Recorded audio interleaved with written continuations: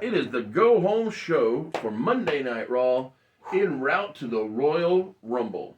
So close, yet still one big show to go. The first thing I'm going to do is pretty much say a tying thread because it'll be annoying to intercut this throughout. So, throughout the entire show, there is a video package playing, and this video package is hyping up the Shawn Michaels versus Christian match. Makes sense. I'm just going to tell you the sections and how they work.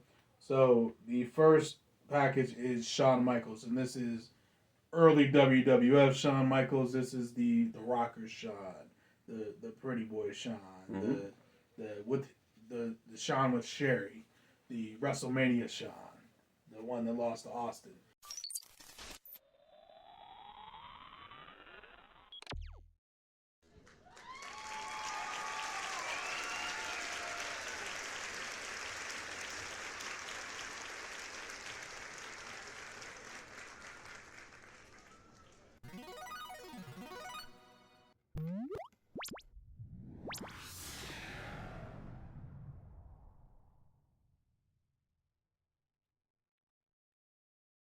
The injury in the casket match with The Undertaker.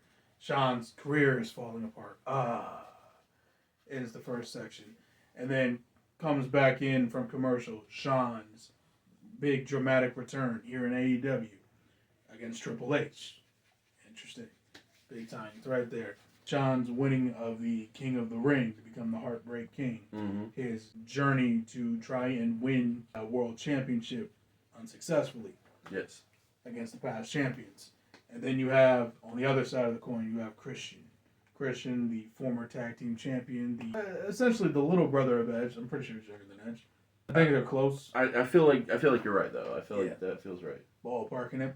But regardless, always essentially being an Edge's shadow was kind of like, definitely. That's the little brother vibe right there. The little brother Christian. How he's overcome that. How his tantrums. You forgot the Brood as well. Yes, Brood as well. Basically, it's a career retrospective of Christian. Yes. And then obviously his early AEW days, the first AEW match ever. Yep. U.S. title reign. The shot with Triple H. The shot with Triple H. The failed world title. Exactly. Failed world title attempts. Now we see parallels. Now we see some stuff in the line, and then. Cut that off, get to that. And then, obviously, we come back to what connects the two men. Yes. The Iron Man match. I mean, they had other matches, but... Yeah, that's the big one. The big tying thread, the Iron Man, the moment that changed everything. Yes. For the Devil. Christian Cage defeating Shawn for the Evolve title. Christian winning the world title in the way he did, aligning with the Devil's Advocates. And taking out Shawn, obviously, in that time frame. Christian's reign of terror. Oh yeah, reign of terror in a different perspective, obviously. Yes. Well, he's actually been going through hell. Regardless, the point being, Chris challengers he has no business winning. Barely coming out against Goldberg's, for example. That was funny and fun. That was hilarious to watch or listen to, I guess, in this case. But defeating guys like Triple H, they're in. Tying things together. Yes. And this all comes to a conclusion at the Royal Rumble. Obviously, this is throughout the entire show, but I'm just telling you all right now because I don't have time to... Makes sense. I'm about to say, it made sense when I played through in my head. Yeah, I like it a lot. We got the opening match of the show. Ivory coming out representing the Black Widow Alliance with the rest of the squad, obviously, against random jobber number 5. Because, I just like giving Ivory wins. Sure. So easy win for Ivory.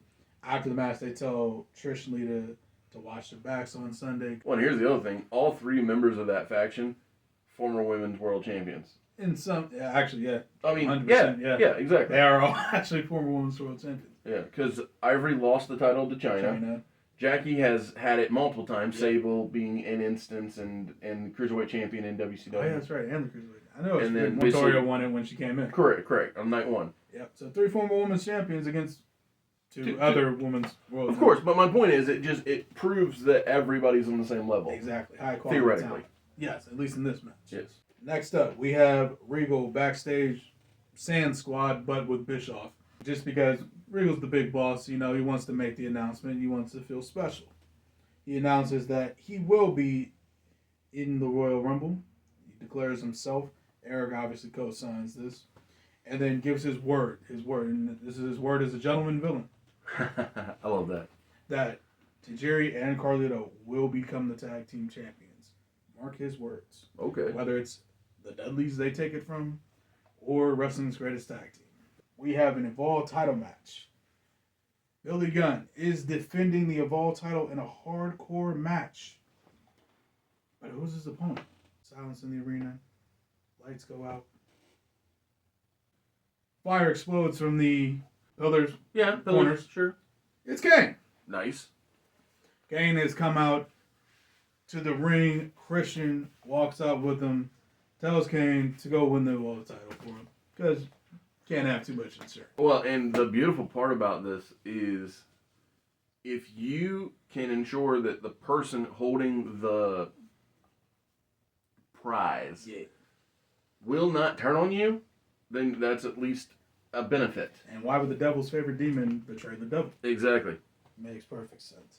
And yeah, Billy still very worn out from his fight with Hardcore Ali. Of course. Obviously showing the wounds of war. He's got the... I don't even know if they did neck tape back then because kinesio tape didn't exist yet. Right. He's got like some indication his neck's hurting him a little bit. Shoulders taped up.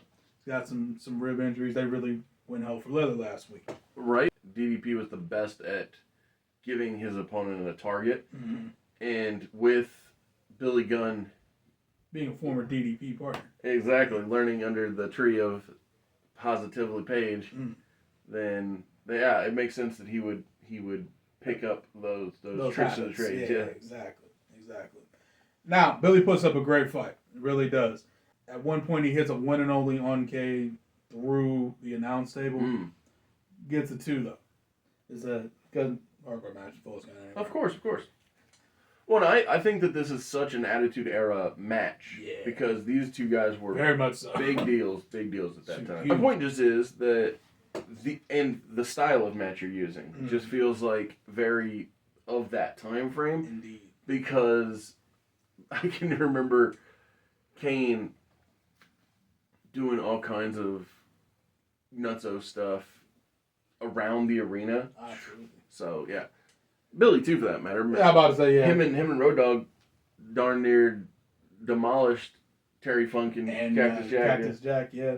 Yeah, it was a dumpster match. Right? Yeah, and then they had a cage match the next night. Yeah, my goodness. I forgot how insane the Attitude Era was. That's great. Yeah. Thank you for being here at Mr. Super Oz.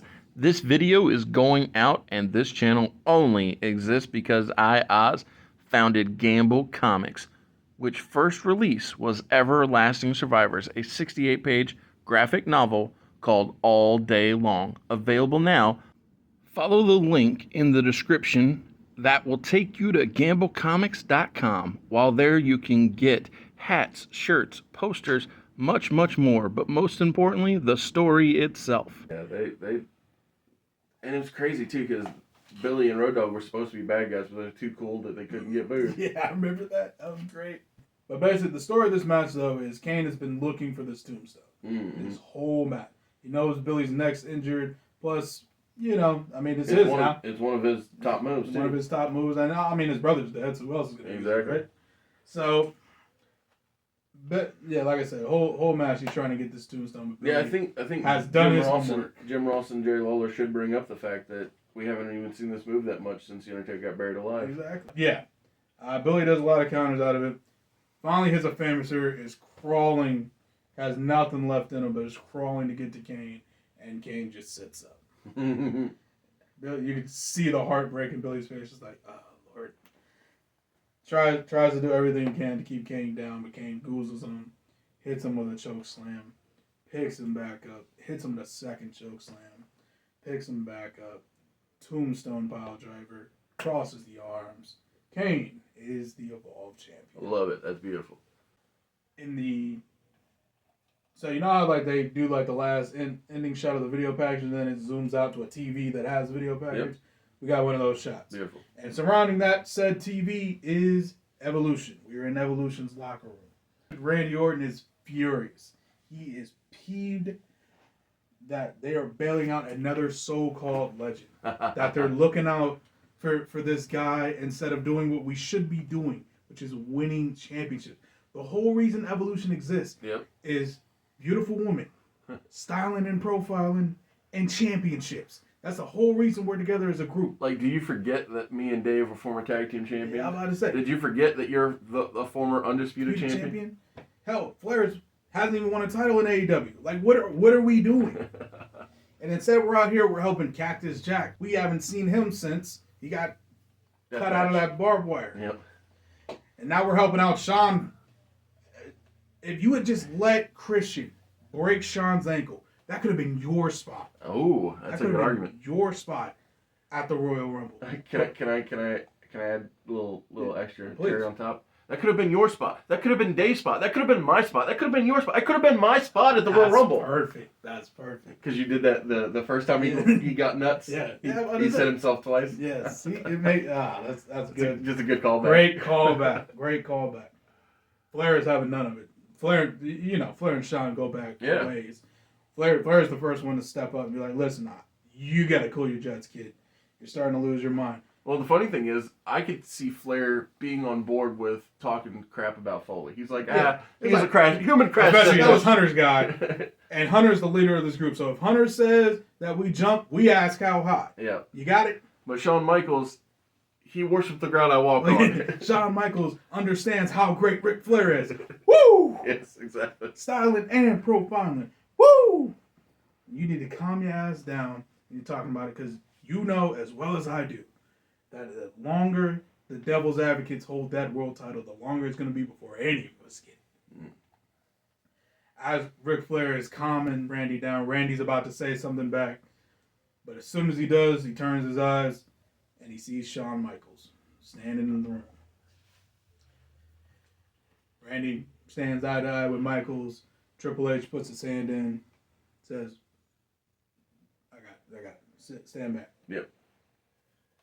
Shawn looks at Triple H, looks at Rick, and says, listen, I get, since I've come back, we haven't been close, we haven't seen eye to eye. But you and I both know that I got a real shot at winning this world title. But I can't do it alone. I need help. I need you guys to back me up against the Devil's Advocates. And I get, we've been through a lot of crap. We've all said a lot of things. You've done a lot of things. I've done a lot of things. You've really done a lot of things. But the fact is, come Sunday at the Royal Rumble, the Devil is going to go through a whole different level of hell. There it is. In order to give him that help, I need you, my friend. I need you, my mentor, to be there for me. And if you could get the giant guy over there to that wouldn't hurt, yeah. I wouldn't complain. Exactly. That's good. But think about it. If our friendship over these past decade, at this point in time, has meant anything to either one of you, you'll do me this favor. Shawn walks out, and Randy is, the whole time Shawn's talking, Randy's just nodding his head. He's like, this is so stupid. Of course, yeah. And then he looks at Triple H, and he looks at Flair, and he's like, no. You're not seriously considering this. There is no benefit to us to do this work. None of that matters. And here's the other thing. If I was Triple H, I'd say, when it comes to us, I make the decisions. That is exactly what he says. And after he says that, he says, I'll tell you what, we're all in the Royal Rumble. I think all of them, and I think Flair might not be. But Batista, Orton, and Triple H are for sure in the Royal Rumble. Yes. But, like I said before, the Devil's Advocates holding the belt is no good for anybody in AEW. So why don't you take a blow, take a walk, figure some things out, and when it comes Rumble time, be ready to have your boots strapped on. And I'll tell you when it's time for you to come back. End the segment there. Last thing, main event of the evening. A lot of stuff went down. There's a lot of talking. So, of course, it's time for some action. I was going to say, we're trying to talk people into buying a pay-per-view, so it makes sense. I'm about to say, listen, trying to get there. Trying to let people know who's in forgot to put in Team Angle is also in the Rumble. They did bring that up. Okay. In fact, it comes up right before this. Kurt Angle declares himself and Benjamin and Hoss for the Rumble. Perfect. Man, I almost died there. So, after Kurt makes that announcement, sends his boys out to go retain their titles. Wrestling's Greatest Tag Team with Jackie, obviously, going 2v2 with the Dudley Boys. Arguably one of the greatest tag teams to ever do it. Definitely. Easily. Tag team title match. And I'm just going to cut to the chase. Yeah, Wrestling's Greatest Tag Team retain. But whatever will the Dudley Boys do? what are they going to do? They officially have no clue. And they cannot challenge for the tag team titles. They cannot. Which means they have no way of getting championships because they don't care about singles titles. Obviously, it's a good match because Wrestling's Greatest Tag Team and the Dudleys. Exactly. I'm all for it. But the important part is they hit the 3D and Shelton Benjamin kicked out. Beautiful. Which I think makes him one of three people. Very few humans. I'm about to say, at this point in time, 2. Exactly. I think 2. I think it gets up to like 4 once they hit. I think Chris Sabin kicked out. Yeah. Yeah, him and Devon talked to Chris Van Vliet about that. Yes. I do remember them having this conversation. But yeah, he joins a very short pantheon of people who does it, and they secure the W. Love it.